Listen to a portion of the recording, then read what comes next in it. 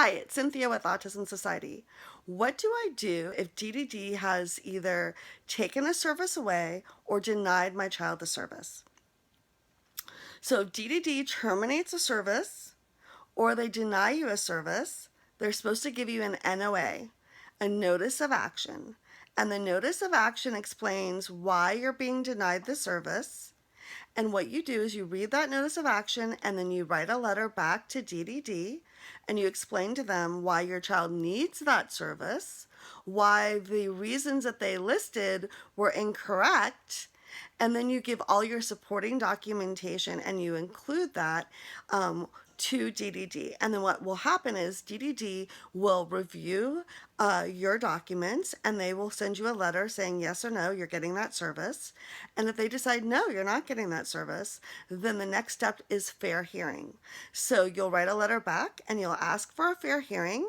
You'll explain that your child needs the service and the reasons why they need the service, and you'll supply the documentation that shows that they need the service. And then the next step will be actually scheduling a fair hearing.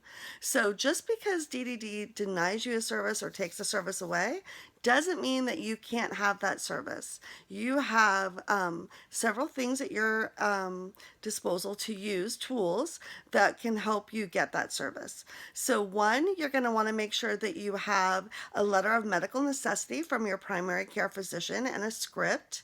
And two, you're going to want a letter of medical necessity from the provider who's providing the service, let's say your speech path. And you're going to want to be providing your quarterly reports and what other information that you have that documents that your child needs that service. And so it's important that you also understand that just because a service may not be a covered benefit, so let's say DDD doesn't normally cover a service, if you can prove that the service will ameliorate your child's condition, you can request that service and you can go to fair hearing for that service. And there have been families that have been able to win when it comes to this. So the first question is, what service do you need? The second question is, what documentation do I have to prove that I need the service? And then number three, what do I need to do to submit that documentation and encourage DDD to provide me that service?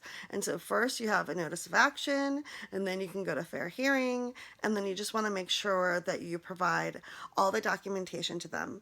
If you need more help when it comes to doing this, you're going to want to go to our advocacy training. It's on our website and it's free, and it's about a couple hours and explains the entire process in much more detail. I hope that helps.